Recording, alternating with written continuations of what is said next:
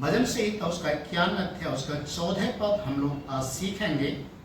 Sam's chapter 91 verse 14 लिखा है यहाँ पर, उसने जो मुझसे स्नेह किया है इसलिए मैं उसे छुड़ाऊंगा। उसने जो मुझसे स्नेह किया इसलिए मैं उसको छुड़ाऊंगा, मैं उसको ऊंचे स्थान पर रखूंगा क्योंकि उसने मेरे नाम को जान लिया है। प्रियो, आज हम लोग परमेश्वर के वचन से यहाँ पर हम इस बात को देखते हैं कि परमेश्वर का दास दाऊद इस बात के लिए कहता है कि परमेश्वर एक वादा करता है, परमेश्वर एक प्रॉमिस करता है, उसने जो मुझसे स्नेह किया है।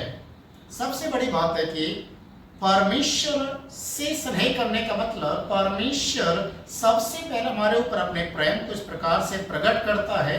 जब हम पापी ही थे तब यीशु हमारे लिए इस दुनिया के अंदर आया और काल्वरी क्रूस के ऊपर उसने अपनी जान को दिया ताकि इस बात को प्रमाणित करे कि वो हमसे कितना प्रेम करने वाला परमेश्वर है।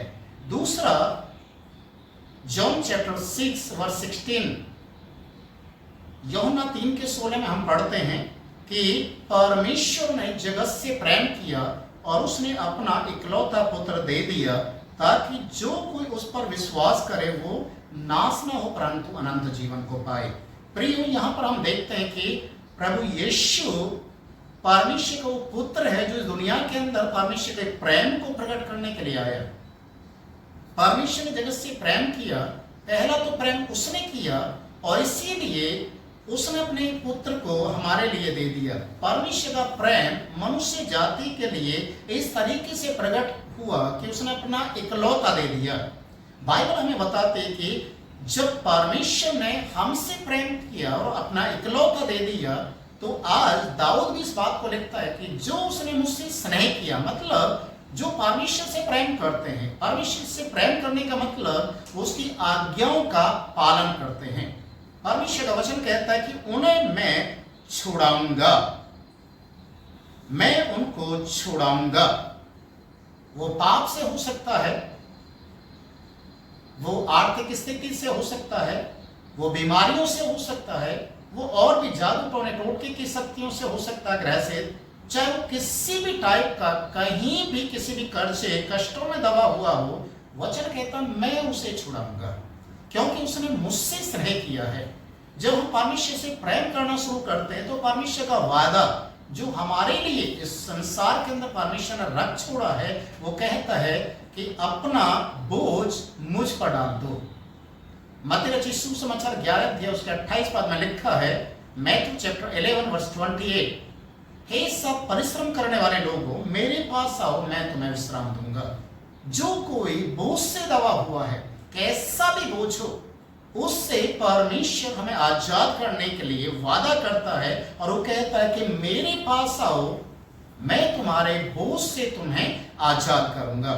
इसलिए परमेश्वर का दास दाऊद इस बात को लिखता है कि उसने जो मुझसे स्नेह किया है इसलिए मैं उसे छुड़ाऊंगा। मतलब परमेश्वर हमें हर एक प्रकार के बंधन से, हर एक प्रकार के बोझ से, हर एक प्रकार की तकलीफों से छुड़ाने की सामर्थ रखता है और वादा करता है मैं उसे छुड़ाऊंगा। परमेश्वर से प्रेम करना सीखना है, परमेश्वर की आज्ञाओं का पालन करना हमें सीखना है। जब हम परमेश्वर की आज्ञाओं का पालन करना शुरू करते हैं, परमेश्वर से प्रेम करना शुरू करते हैं, प्रियो, वो सबसे पहले एक वादा हमसे करता है मैं उसको छुड़ाऊंगा। और दूसरा यहां पर लिखा है मैं उसको ऊंचे स्थान पर रखूंगा। प्रियो, जो परमेश्वर से प्रेम रखते हैं, प्रभु की आज्ञाओं का पालन करते हैं, वचन कहता है कि मैं उसे ऊंचे पर रखूंगा।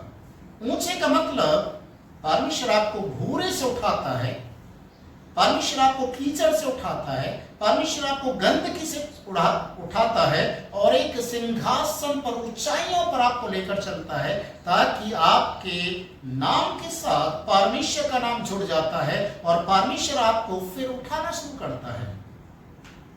दाऊद भजन संहिता उसका 23 अध्याय के 4 पद में इस प्रकार से लिखता है, साम्स चैप्टर 23 वर्स 4, और यहां पर परमेश्वर का वचन इस बात को लिखता है और दाऊद इस बात को कहता है कि चाहे मैं घोर अंधकार से भरी हुई तराई में होकर चलूं तो भी हानि से ना डरूंगा, क्योंकि तू मेरे साथ रहता है। तेरे सोटे और तेरी लाठी से मुझे शांति मिलती है।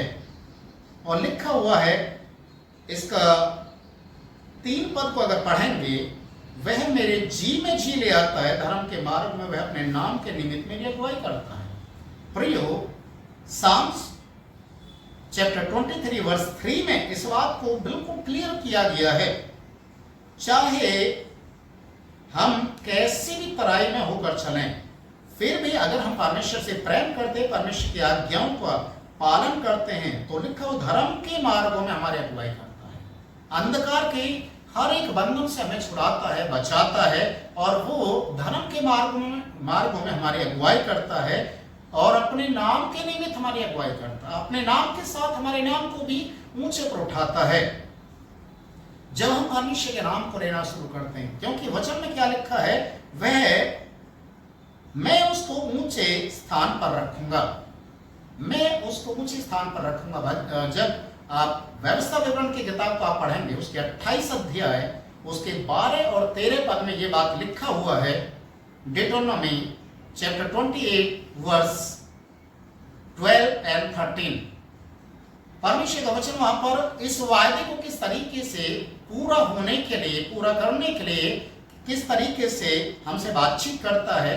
लिखा है, उस समय पर हमारे भूमि पर मेघ बरसाया करेगा, समय पर वो हमें आशीष देगा।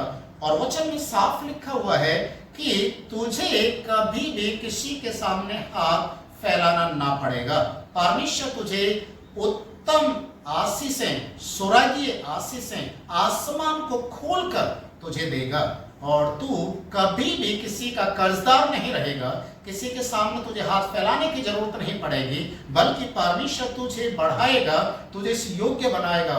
और साथ में उसके 13 वर्ष में इस तरीके से लिखा है 13 पद में कि परमेश्वर तुझे पूंछ नहीं किंतु सिर ठहराएगा, तो नीचे नहीं हमेशा ऊंचाइयों पर उठते हुए जाएगा।